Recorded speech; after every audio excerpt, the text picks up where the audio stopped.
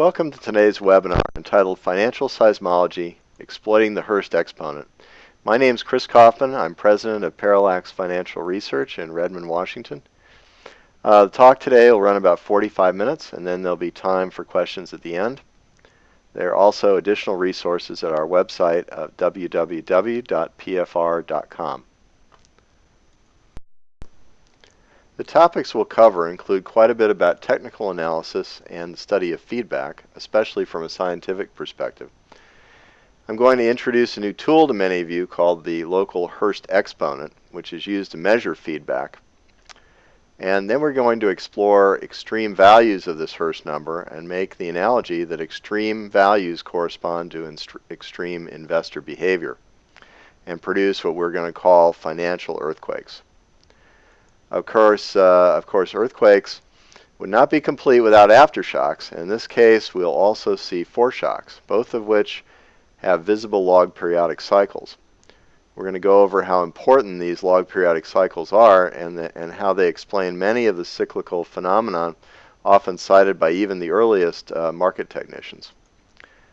We'll then look at some recent signals and take a look, if time permits, to some performance statistics. So you can see how powerful these tools are.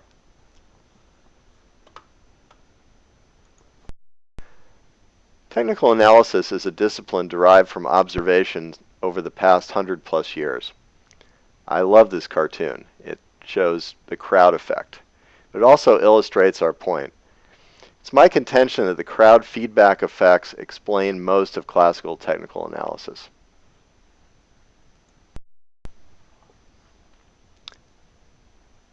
Collective investor behavior is evident in prices. Investment choices are influenced by price feedback. So when the price goes up or down, that creates some pressure in the investors to act differently. So that's an input to their decision making, which they process and determine what their next move will be, whether or not they'll buy or sell, which is an output. And then all investors take in the output in the guise of the next price movement and also make a decision about what to do next. The presence of feedback implies the market collectively has a memory. If we can measure that feedback, then some prediction is possible. Positive feedback and negative feedback can both be measured by tools from chaos theory. You've probably heard a bit about chaos theory over the years. It's the science of feedback. And specifically, one tool is very, very useful, and that's the Hurst Exponent for measuring trend persistence and mean reversion. What we used to call momentum, choppy market, it would be mean reverting, and trending market would have momentum. In this case, we can assign a single number to those, to those markets. There are also geometric effects we see, which the theory covers. We won't get into those today. And cyclical measures that are predicted by the theory, which we also will shy away from. At Parallax, what we do to build predictors is we combine various inputs in terms of into neural, using neural networks, and produce a single indicator. We're not going to talk about neural nets today, but generally we will blend predictors together to make an indicator.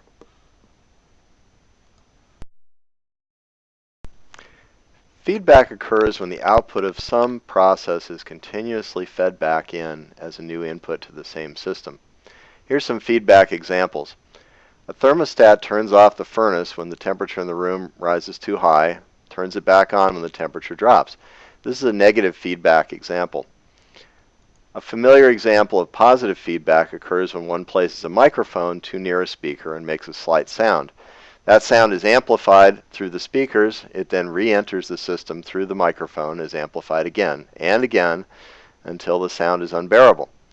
Another case of positive feedback is an avalanche or earthquake. Stress accumulates on a fault due to earth movements. Then a small break occurs, which adds stress to a neighboring region and pushes it to break, and so on until a large region has ruptured. So how does feedback relate to markets? Here are two examples of investor behavior. In the first example, we have investors who respond to some measure of intrinsic value. They buy when they believe price is below intrinsic value, and they sell when it's above. This is what we call value investing. It's an example of negative feedback, like a thermostat. The second type of investing is positive feedback behavior. Investors buy when prices move up, or they sell when prices drop, regardless of intrinsic value. That price movement stresses the investors who do not want to be left behind, and they jump in, furthering the price movement. We call this momentum investing. It is an interplay of these two behaviors which we hope to measure and use to forecast. Our view of markets is that any comprehensive market theory must separate price into an intrinsic value component and a crowd feedback component. Here's a simple model that I put together in a spreadsheet just to demonstrate the interplay between value investing and trend following. If we assume the value investor buys when the market's undervalued and sells when it's overvalued, we get that little formula. And if the trend follower buys when price is going up, we get this formula for price change. If we add them together and simulate what they might do if they're given a set of fundamental values, we get this picture. And the red line is our fundamental value for this underlying security that I've made up. And the blue line is our little price model. But what's interesting to note is there are overshoots and there are undershoots. Despite the fact that we know the fundamental value, because some investors buy because price goes up and sell because it goes down, we get anomalous behavior. So let's move on to measuring feedback. We need a good method, scientifically based, to measure the amount of feedback we have in the system and what kind it is, negative feedback or positive feedback. This is where we move to the Hurst exponent discussion. So how do we recognize feedback in financial series? Fractals are produced by feedback and are measured by something called the fractal dimension. And the Hurst exponent is just 2 minus the fractal dimension. So the fractal dimension is really what we were discussing tonight. Harold Hurst, who invented it, simply invented the Hurst exponent, simply changed the fractal dimension to a more convenient form for the problem he was working on. So let's look at the pictures above.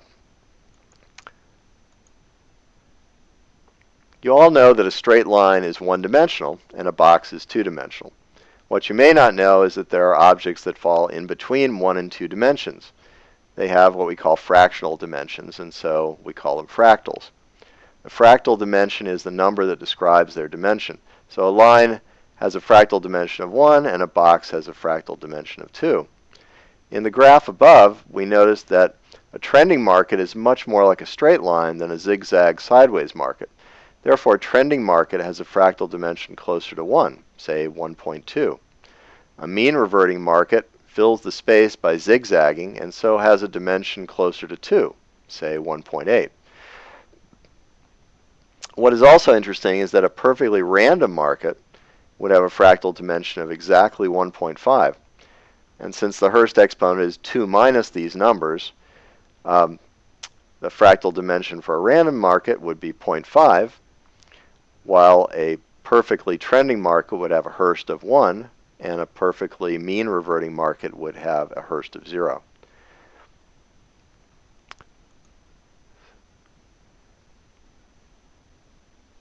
The next point I'd like to make about these examples here is that a perfectly random market is not predictable. It's a coin toss. There's no measurement that you can make in the past that will tell you what the future will bring. To technical analysts, a Hurst of 0.5 means that technical analysis can never work. So we better find that higher or lower Hursts are measurable if we want to convince anybody. Now, we just discussed fractal dimensions in the Hurst exponent, but I failed to mention that the rough surface of a fractal appears at all scales. To us market practitioners, scale means time scales like 1 minute, 5 minute, 10, 60, daily, weekly, monthly, etc. But I want to talk briefly about a perfect fractal time series and what that looks like on all scales. For those of you who remember calculus, this slide might be especially fun. The graph at the top is what's called a Weierstrass function. And on July 18th, 1872, Karl Weierstrass presented a paper at the Royal Prussian Academy showing that the function, I have it pictured up here, is continuous but not differentiable. In calculus, this is a very unfriendly situation, as many of you know if you've taken calculus, because in calculus, it is assumed every continuous function, where your pencil doesn't lift off the paper, is also differentiable, but not in this case. In a fractal time series, like every fractal, no matter how small a scale you zoom in on, the surface stays equally rough. In the case here, you have, let me get this going forward, fractals have the same look on all scales. The Weierstrass function is a time series example of a perfect fractal, which is what's drawn above here. A perfect fractal has one unique fractal dimension, and so no matter how much you blow this up, it looks exactly the same. That's not true of the markets. And what I've got down below here is, of course, the Elliott wave, which was a wonderful example of a fractal, and it exhibits the self-similarity that classic perfect fractals do.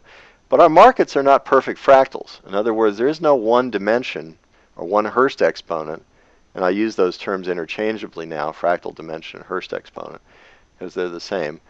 There's no one dimension that describes the entire series.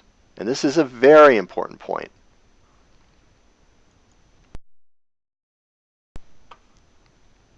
All right, here are some specific time series which are generated by varying the Hurst exponent from 0.1 to 0.9, just so you can see what they look like. Low Hurst numbers indicate mean reversion is present. A Hurst of 1/2 indicates a perfectly random time series. And high Hurst numbers mean trend persistence is present, low fractal dimension. Again, I wanted to emphasize the point that a perfectly random signal is not predictive. We can't make any measurement on it that will tell us about the future. But not true for the rest. Very low numbers on the Hurst exponent, very high numbers can be used to make forecasts. So not to get too scientific on you, but I wanted to at least give you a look at the formula that we use for a local measurement of Hurst. Typically, Hurst is measured on multiple scales, and we also do that, but we have a local version of it, and here it is in its simplest form. There are a number of corrections that have to be made to this, and again, we use it on multiple scales, but this is the kernel of what you can use in order to get an idea what the Hurst exponent is. I call it a local approximation to the Hurst exponent.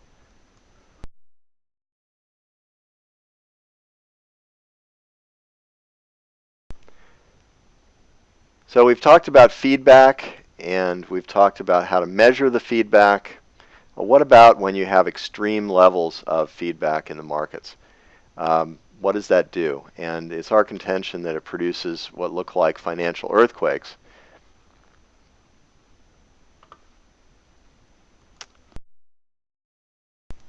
So the question I began studying a number of years ago was what would happen if the Hurst exponents were simultaneously high on multiple timescales. What that implies is, again, in a perfect fractal, there's no variation. The Hurst exponent of the fractal dimension would always be the same. But we know better. We have periods in the markets that are trend persistent on a 5-minute scale, where you're going sideways on a daily scale, and you may be in a downtrend on a weekly scale. But if all of them lined up, the different scales, what would it imply? If they were all high, it would imply extreme positive feedback, meaning all the investors are simultaneously bullish or bearish on all different scales. Well, who's going to buy or sell if everybody's already in? They probably already bought or sold if they believe it. So the underlying market would become unstable. If everybody's bought, there's only one place to go.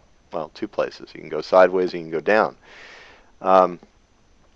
At the other end of the spectrum, the Hurst exponents were simultaneously low on multiple scales. What have we got to look at? In this case, half the investors are bullish and half are bearish. So you have a vicious tug of war set up between the supply and the demand. And this also creates an unstable market. So you may wonder why I chose the term financial earthquake. If high Hurst exponents on multiple scales means extreme positive feedback, well, here's some other examples of extreme positive feedback systems. Avalanches, earthquakes, and now it's our contention that financial, and others, that financial market bubbles and busts are examples of extreme amounts of feedback, positive feedback. Here's a classic example of a sand pile model where a grain of sand is being added to a sand pile and then triggers a cascade or an avalanche, which is shown in blue, to progress from cell to cell along the throughout the picture here. And the blue area is the avalanche area. Well, that's the process. The result on a larger scale may look something like this, where the system is very near the critical point, and a tiny change, like putting your shovel in, results in a large shift. All I'm contending here is that investors could be conceived of as a solid, and note the men in the bowler hats are on the lattice of this solid, and given enough financial stress, they could transition to a different state at a critical transition, like an earthquake, like an avalanche. And so that's what we're going to be showing in the next number of slides. All right, having a physics background, it wouldn't be fair of me not to include an energy diagram in making this this model. So what we're going to do is talk about our investor solid, starting from point A, where it has a tremendous amount of potential energy. And you've got half the investors thinking that market's going to go up and half thinking it's going to go down. So you have negative feedback extreme, extreme low Hurst. Then that gives way, and in this case, this diagram, the buyers win, and the sellers, the short sellers, cover their shorts, and you go rocketing ahead in price, and eventually price moves up to position D, where our little investor solid has sort of broken down into a gas. And you end the trend up there, and you roll backwards to more of an equilibrium point at point C. So there's our investor solid, the men with the bowler hats, and this is their transition. So think of an earthquake where you start off with a fault. There's high stress on the fault. It breaks. This is the breaking process, and eventually reaches an end. And this rolling back and forth to the equilibrium is more or less the aftershock period. Okay, finally, we're going to look at a chart. This is a Home Depot chart. And I'm sorry that the bars are a little bit faint in the background, but I wanted to emphasize some of the other features on here. What we have on the chart are little purple ticks that indicate our valuation model, what we believe the stock was worth when we thought it was worth that. We've used that for years. I'm not going to talk about it in this particular presentation, but to say that we're going to use it here as a demonstration of overshoot and undershoot, going above it and below it. So back to our other model, the unstable equilibrium at A. You can't see it down here, but there's a marker indicating that all the Hursts had lined up. They were about equal down in this area, and they were all mean reverting. These are Hurst measurements from short scales all the way up to long scales at the top of the stack. And when they're all blue, they mean that it's a tug of war going on. You're at point A, unstable equilibrium, and the market then took off upwards in this case, like our previous generic example. So it moved very strongly upwards, and it got to point D, which was an overshoot of the real value. We'll take our purple ticks as being the real value. Notice the Hurst numbers, the Hurst colors here indicate green is trend persistency upwards, so we won't. That means it's a high Hurst exponent at multiple scales. At point D, we got all the Hurst to line up again, and so we've gone too far. So then it falls back to point C, which is our equilibrium, and then it starts all over again. In this case, we didn't get a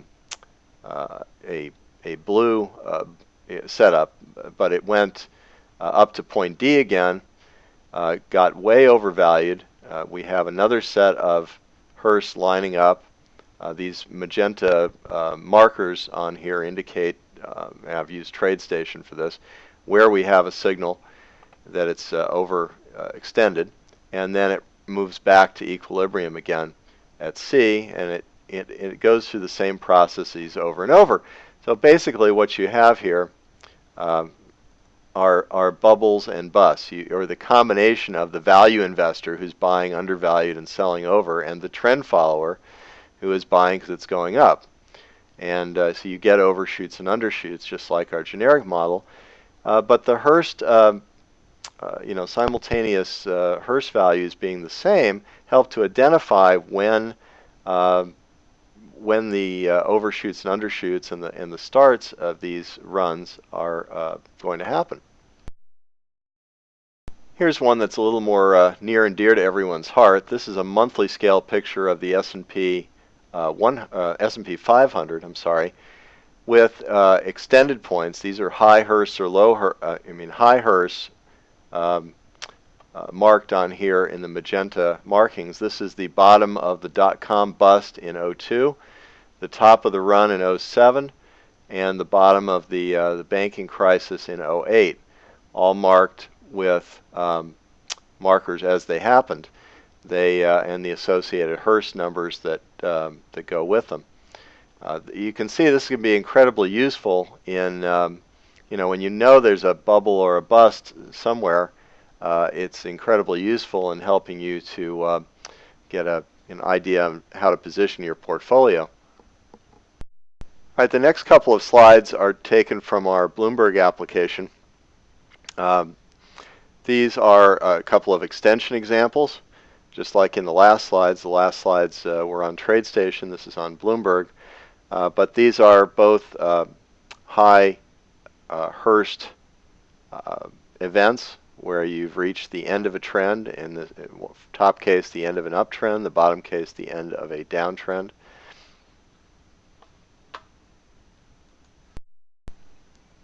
Again, some more examples.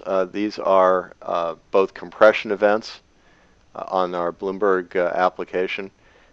No particular reason for choosing the ones I did. They're both uptrends that start after the compression. The top one also shows an extension far earlier in the record.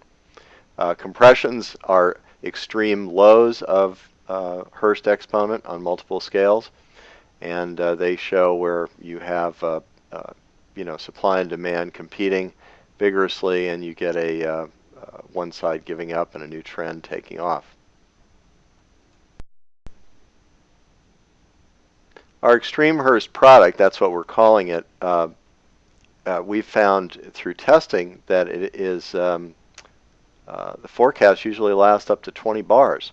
So on the top left example here, you can't see it probably very well, but it's the generic gold contract on a monthly scale, and we got a top extension back in 2011. I believe that's early 2011, and it forecast forward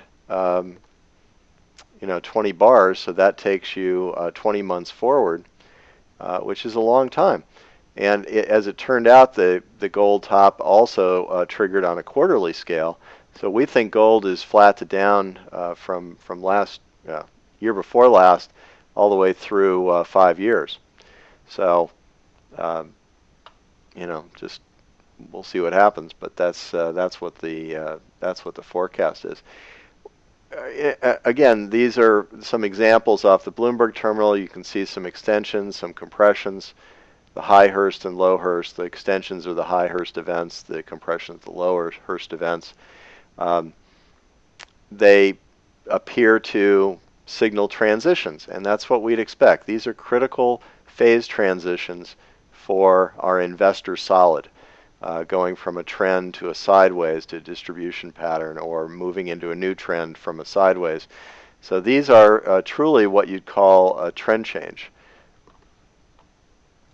Now, from the market technician's point of view, and I'm probably the most excited about this next area. Remember, I made the distinction between perfect fractals and our market, or the markets which are not perfect fractals. True scale invariance, there's one fractal dimension for the entire structure, for the entire time series.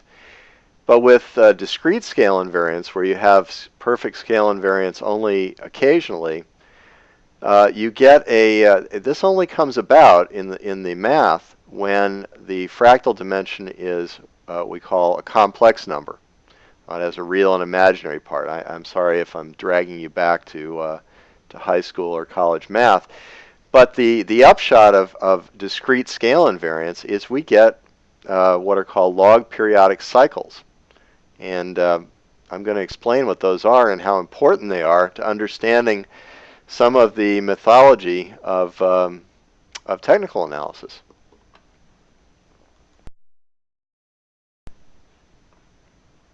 So as I was just saying, this thing called log periodicity, log periodic oscillations, they precede and follow these critical points in Hurst. That means they are like foreshocks before an earthquake and aftershocks after an earthquake. Well, what are they? They occur in physical systems, and here's a formula, which you will not be tested on. Now, to give you a little background in this work, I'm not the inventor of this idea. I did stumble upon these log periodic oscillations in doing the Hurst work. I found that they were there, didn't understand them, then found a paper by Didier Sornet and Salur and Samus that described complex fractal dimensions and how those lead to discrete scale invariance and log periodic oscillations. Well, it turns out then Sornet went on further to find that these are indeed involved in financial markets, and we finally did get to meet each other, and turned out we had a lot of the same friends in the geophysics realm. I guess geophysicists have come to this more quickly than others because we've been dealing with critical failure materials every time we look at an earthquake. So anyway, this formula, I'll just bring your attention to, there's a log in here, logarithm, and a cosine. Cosine, think oscillation. Log, think log-based oscillations, log of time. So what we end up with, what looks like, is our oscillations in price that get closer and closer together as we get to the critical point, and then diverge away from the critical point and get further and further apart. Well, this is kind of exciting if, like me, when you were first started into looking at cycles in markets, people told you about day counting Fibonacci lengths away from major highs and lows, or Gann numbers, or Gann squares, or any number of these magic numbers, and counting always from major highs and lows. Well, as it turns out, the series that we like to count with, like the Fibonacci series, is log periodic. So it is a subset of this of this equation, and so the equation actually predicts that we should see Fibonacci cycles converging to critical points and diverging out of them. So let the day counters rejoice. The theory actually predicts that you should see log periodic oscillations. Well, Fibonacci numbers are not the only log periodic series out there. There's a period doubling series, which I believe Gann used, 2, 4, 8, 16, 32, 64 squares. I think he termed them square outs, but I'm not sure. I have to go reread my old Gann texts. So this is exciting. And now let me give you a tour of what these log periodic oscillations look like.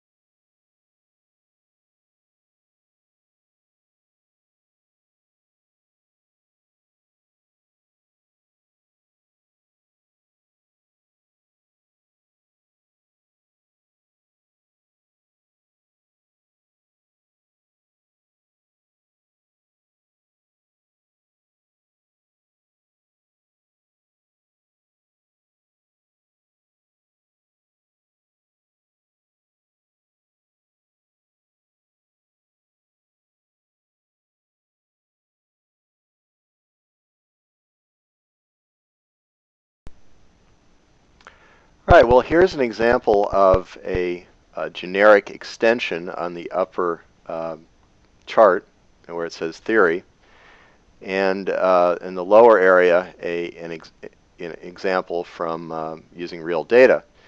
And the oscillations you see in the chart in the upper left are the log periodic oscillations. Note their peaks and troughs are getting closer and closer together, even as you accelerate upwards to the high, Hurst event, which we call an extension. These cycles are getting closer and closer together. And on the outbound side, coming away from the extension, you see the cycles diverging away. The real example down in the bottom right shows that we found some cycles going up into this extension event. Well, I mentioned before the Fibonacci series was a log periodic series. Here's a very easy way to tell that it is.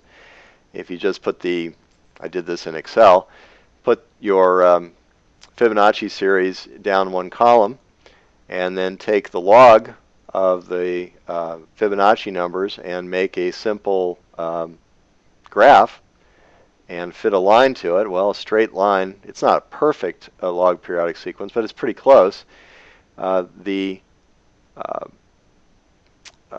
Once you take the log of the Fibonacci numbers, the adjacent terms are approximately equal distance from each other. The Fibonacci sequence is log periodic, and you can check any of your favorite magic number sequences by doing this. So I showed you before what a generic extension looks like. Here's a generic compression event, also with log periodic cycles leading into the high compression. This is again a extremely low Hurst event with log periodic oscillations leading into it. And then coming out of it, you do have oscillations, but the strong trend just dwarfs the oscillation. So I don't usually pay attention to the oscillations coming out of a compression event.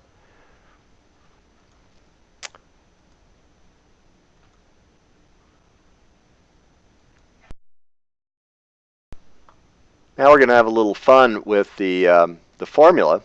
We're going to take our log periodic function formula and vary some of the terms. In the first case here, we're just varying the magnitude of the oscillation from zero amplitude to a larger number. And so you can see that sometimes with a low amplitude, it's very hard to make out these oscillations. But then sometimes they're very prominent. In this animation, what we're going to do is change the phase number in the formula. This is just a phase shift that's inside of the cosine function. and we notice that you get a move out of the peaks and troughs and an oscillation in the peak, actually. This is actually where the current research is right now. I'm trying to put some phase filters on the extension events so we don't end up triggering an extension just before it spikes up. You want to trigger it right at the top instead of as it's still continuing upwards. Here we're going to modify the wavelength of the oscillation and watch the effect as the wavelength changes. Now, this is where Fibonacci numbers and Gann numbers come in handy. The wavelength, according to a Fibonacci progression, would be 1.618 in this math, and a wavelength that would give you a Gann progression, a period doubling progression, would be 2 exactly. And what we're finding in our work is that there is a very strong peak at 2, and this matches what a number of authors are also reporting from a number of different disciplines, not including financial applications for this. All right, just in case you think we always know where it's going, I'm going to change one of the other factors, which is the fall off after the extension event. And as you change that exponent, you get a sideways market after the extension all the way to a completely correcting market. And we don't know the answer to this one. We don't know how far it's going to correct, whether it will go sideways. Occasionally, there's a certain percentage of them that continue upwards. What we have found, though, is at the transition point, at a top extension, you tend to have an increase in volatility. We used measured implied volatility of about 10%. At bottom extensions, the implied volatility drops about 30%, I believe, is the number. So we do have measurable events that occur, but it doesn't always result in a complete correction of the move that's come before. All right, so here are some examples, some real-life examples of extensions and compressions with the log periodic oscillations leading into the event. I'll also show you some leading out of the event, but this is one way we find a critical point. We also look at the Hurst, as we showed you before. We also look for this oscillation. Now, coming out of a critical point, we also have, like I said, we have a diverging set of oscillations. We know diverging oscillation, it gets further and further apart as time goes on. So here's a case where we had the highs and lows are marked with T's and B's for top and bottom. So here are the log periodic cycles coming out of an extension event. And they're very predictive, as one might imagine, if you're a day counter, at forecasting when the next turns are going to happen. So you're probably getting tired of charts, but I'm afraid you're stuck with it. Here's a couple more examples of the log periodic sequences going into and out of extension and compression events. And you can see they do a nice job at timing sometimes, not always. Nothing ever works all the time, but it's a really nice tool. And it does validate some of our basic understanding of technical analysis. Now let's take a look at a couple recent signals. I'm going to focus mostly on monthly scale, although there'll be some daily scale signals, but I think you'll find these interesting. This one is the gold top extension that I told you about on a monthly scale. It happened, I think it was the end of August last year, and in August 2011, and it's still in effect even now. It actually, there's a higher scale event that actually came through. It was on a quarterly scale, so that's due to last for as long as 5 years.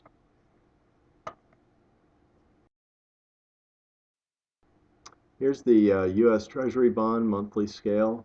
You'll notice two extension tops there, one back in '08 and another one in the middle of 2011, which continued to the upside. The log periodic cycling, as you see the B's and the T's, continued a little bit higher, but with an increase in volatility.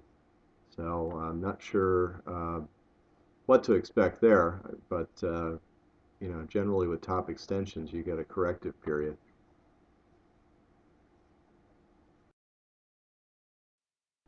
Yeah, here's a daily scale chart. This we just had this signal. It's a daily scale S&P chart. You'll notice two extensions and a compression up here. The extension rank 93 just happened as of, I think, Friday. And so we're expecting a corrective phase to get started in the S&P pretty soon here, probably coinciding with the move up underneath this this channel that's drawn here. We have a tool also that we've created to draw channels automatically for you.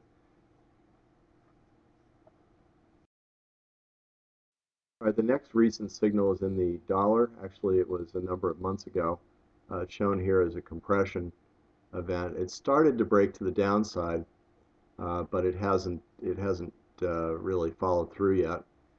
But this compression event is again a tug of war. It usually begins a new trend, and so we could see a significant trend that lasts at least through 2013 and maybe into 2014.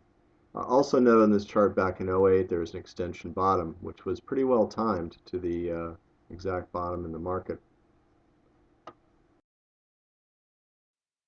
This was probably one of the more spectacular hits for extreme Hurst, and this is the crude contract continuous, and we see monthly extension tops back in '04, and then the big top in '08 and the bottom in '09. Those are amazing hits, and you know, it shows the efficacy of our method. And speaking of efficacy, let's talk a little bit about performance. There are a number of ways to measure performance for a signal. Basically, a signal is something that could get you in or get you out of a transaction, but is not a trading system. Now we've had the occasion to use this with, you know, one-sided entries and exits. We've had a chance to use it as a component of trading systems. And you know, we've got some measures of the efficacy of the signal by itself.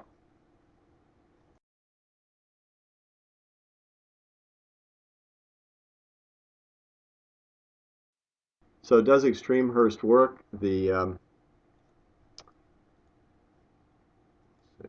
it is. The answer is yes. This graph down below shows one of the ways we measure the performance of, say, extensions is how much change in slope there is after an extension top or bottom event. We expect that the market's going to bend away from the you know, its current trajectory and correct. So what we've done here is a statistical test that shows the signals were significant to one part in about 177,000. So that's terribly significant. And we have had occasion with one client to build a trading system including extreme Hurst signals, and we were able to in backtest, you know, get a profit factor of 1.5 and a Sharpe of 1.06. That was on the top 1,000 U.S. stocks going back a number of years, without any, you know, playing of games. We just put them in and made a simple strategy around it. So